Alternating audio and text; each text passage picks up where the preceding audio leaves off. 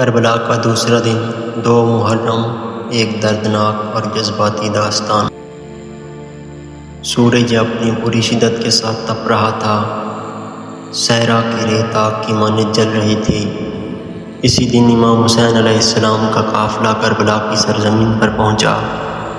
قافلے میں عورتیں، بچے، جوان اور بزرگ شامل تھے۔ طویل سفر کی تھکن سب کے چہروں پر نمایاں تھی۔ ننھے بچے خوش تھے کہ شاید اب سفر ختم ہو گیا اور آرام ملے گا۔ امام حسین علیہ السلام نے ایک شخص سے پوچھا، اس زمین کا نام کیا ہے؟ اس نے عرض کیا، مولا اس زمین کو کربلا کہتے ہیں۔ کربلا کا نام سنتے ہی امام حسین علیہ السلام کی آنکھیں بھر آئیں۔ آپ نے آسمان کی طرف دیکھا اور فرمایا، اے اللہ، میں غم اور بلا کی اس سرزمین سے میں تیری پناہ مانگتا ہوں۔ یہ وہی زمین تھی جس کی خبر رسول اللہ صلی اللہ علیہ وسلم نے برسوں پہلے دی تھی۔ خیمے نصب ہونے لگے، بچے ایک دوسرے کے ساتھ کھیلنے لگے، ننھی بچیاں اپنی ماؤں کے ساتھ بیٹھی گئیں۔ کسی کو معلوم نہ تھا کہ یہ زمین ان کی آخری منزل بننے والی ہے۔ شام کے وقت حضرت زینب سلام اللہ علیہ نے خیمے کے بہر کھڑی تھیں۔ وہ دور تک پھیلے صحرا کو دیکھ رہی تھیں۔ دل بے چین تھا، آنکھوں میں عجیب سی اداسی تھی۔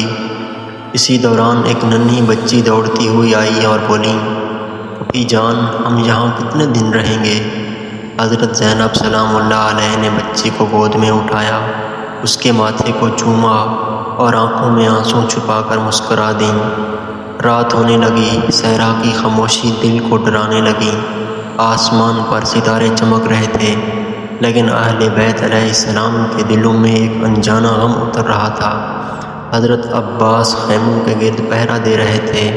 ان کی نظر دور تک پھیلے میدان پر تھی۔ وہ جانتے تھے کہ دشمن قریب ہے۔ ادھر امام حسین علیہ السلام اپنے خیمے میں بیٹھے بچوں کو دیکھ رہے تھے۔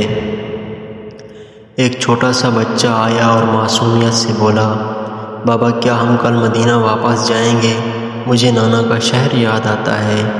یہ سن کر امام حسین علیہ السلام کے دل پر جیسے خنجر چل گیا۔ آپ نے بچے کو سینے سے لگایا، اس کے بالوں میں ہاتھ پھیرا اور فرمایا، بیٹا اللہ جہاں بہتر سمجھے گا ہمیں وہیں لے جائے گا۔ بچہ تو خاموش ہو گیا، لیکن امام حسین علیہ السلام کی آنکھوں سے آنسو بہنے لگے۔ رات گہری ہوتی گئی، خیموں میں بچے سو گئے۔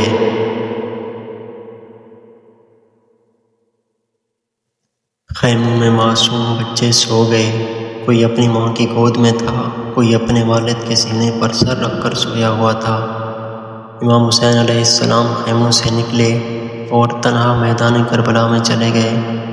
آپ علیہ السلام نے اس زمین کی طرف دیکھا جہاں چند دن بعد آپ علیہ السلام کے جوان بیٹے، بھتیجے، بھائی اور ساتھی شہید ہونے والے تھے۔ آپ علیہ السلام نے آسمان کی طرف نگاہ اٹھائی اور دعا کی، اے پروردگار، ہم تیرے فیصلے پر راضی ہیں۔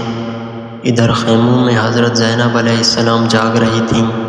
بہن کا دل گواہی دے رہا تھا کہ کوئی بڑا امتحان قریب ہے۔ صحرا کی ہوا چل رہی تھی، مگر اس ہوا میں بھی غم کی خوشبو محسوس ہو رہی تھی۔ فرات کا دریا قریب تھا، اس کے پانی کی لہر چاندنی رات میں چمک رہی تھی۔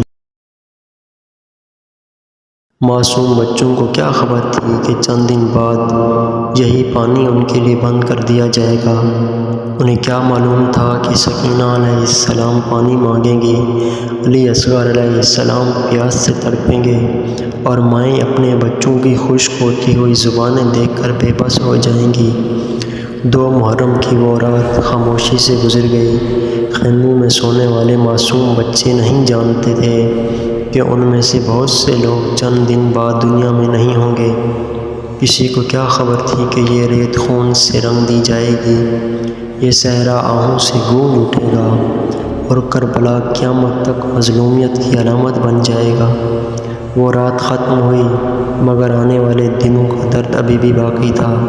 کربلا کی سرزمین خاموش تھی، مگر تاریخ جانتی تھی کہ چند دن بعد یہاں ایسا غم برپا ہوگا جس پر آسمان بھی روئے گا اور زمین